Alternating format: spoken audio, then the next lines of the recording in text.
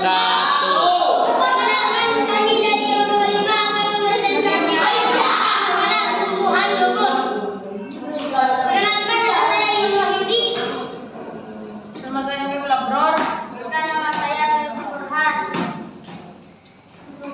Bab 1, pembahasan. A. Pengertian tumbuhan lumut. Lumut dalam bahasa Yunani Bryophyta adalah sebuah divisi tumbuhan yang hidup di darat, umumnya berwarna hijau dan berukuran kecil. Dapat tidak tampak dengan bantuan lensa.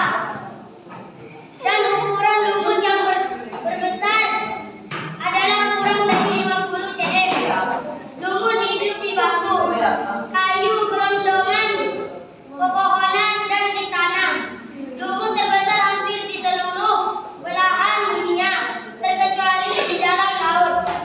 Lumut mempunyai sel-sel plastik yang dapat menghasilkan klorofil A dan B, sehingga dapat membuat makanan sendiri dan bersifat autotrof. Lumut termasuk ke dalam kelompok Plantae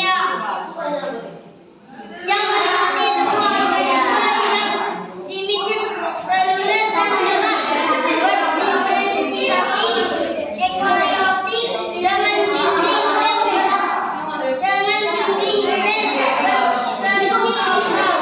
Organisme yang termasuk ke dalam Plantae ini hampir seluruhnya bersifat autotrof, dapat membuat makanan sendiri dengan bantuan cahaya matahari. Saat proses fotosintesis terdapat beberapa sebuah struktur pada tumbuhan lumut.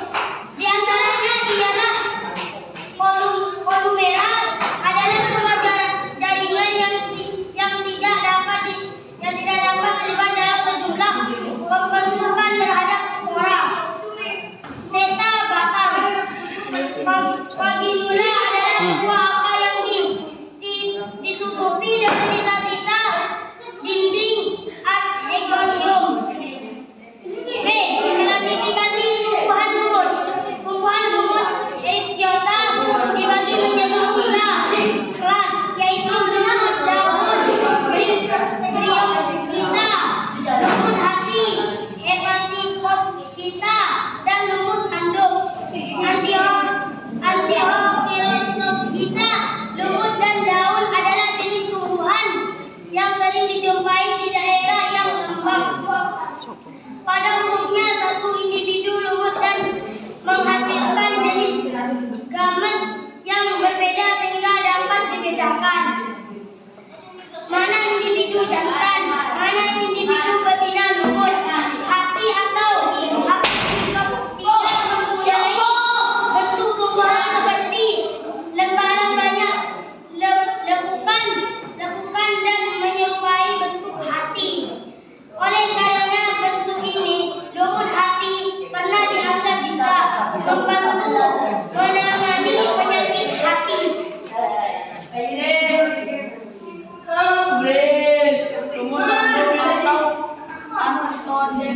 Anodepropsida mempunyai bentuk sporofit yang panjang dan runcing yang dapat tumbuh setinggi 5 cm. Gametofit yang umumnya memiliki diameter 1 sampai dengan 2 cm yang secara mendatar dan kadang ditempeli oleh sporofit majemuk. C. Ciri-ciri tumbuhan lumut mengalami pergiliran penurunan morfogenesis.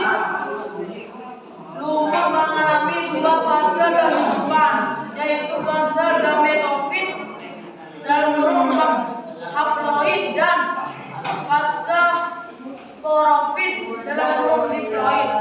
Lumut hidupnya secara berkoloni. Habitatnya berada pada tempat yang lembab dan terlindung dari cahaya matahari seperti dasar hutan, permukaan batang pohon, tembok, dan sumur. Ada juga yang habitat di tempat basah dan sanggup hidup di air seperti Sphagnum. Tumbuhan lumut memiliki beberapa ciri, antara lain sebagai berikut. Dinding sel yang tersusun atas selulosa. Dinding sel terdiri atas selulosa, mengalami metagenesis, merupakan peralihan antara tanlopita dan permopita. Akar berupa akar semu rizoid.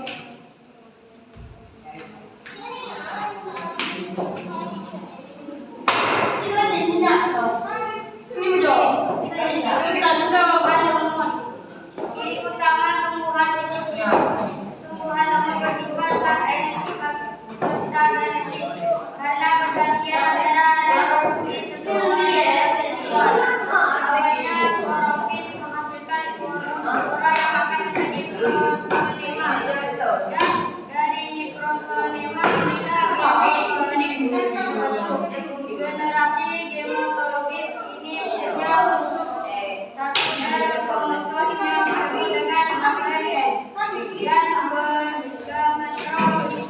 ini menghasilkan gametarium organ reproduksi yang disebut dengan arterium pada jantan dan arterium pada betina. Gametarium dilindungi oleh daun khusus berat. Arterium berbentuk bulat dan masuk sperma berbeda, arteriozoid dan spermatozoid. Sedangkan archegonium berbentuk seperti botol yang memiliki bagian lebar disebut perut dan ada bagian sempitnya yang disebut dengan leher. Tumbuhan fertilisasi sel telur oleh arbozoid membuahkan zigot dengan 2 sel kromosom atau disebut dengan diploid 2F. Zigot inilah yang merupakan awal dari sporofit lagi. Kemudian zigot melakukan pembelahan menjadi sporofit dewasa yang sudah memiliki kaki untuk spora masak dan dikeluarkan dari dalam telur. Barulah siklus hidup berulang dari awal. Oke, peranan tumbuhan. Beberapa spesies tumbuhan mempunyai peranan penting kehidupan manusia, menahan erosi tanah, penyidisan tanah juga bisa dijaga dengan kehadiran lumut. Mengurangi bahaya banjir. Lumut juga berperan dalam mencegah bencana banjir karena air hujan yang tinggi diserap dengan baik pada tumbuhan lumut. Meningkatkan sumber air. Manfaat tumbuhan lumut yang dirasakan datang musim yang berpotensi yang meningkatkan kebalikan ini memberikan antara minimnya ketersediaan air bagi manusia. Meningkatkan sumber air. Manfaat tumbuhan lumut yang dirasakan saat musim kemarau datang. Mempercepat proses penyerapan air saat kemarau sehingga menjaga ketersediaan air tanah atau air sumur. Mensurat oksigen. Lumut juga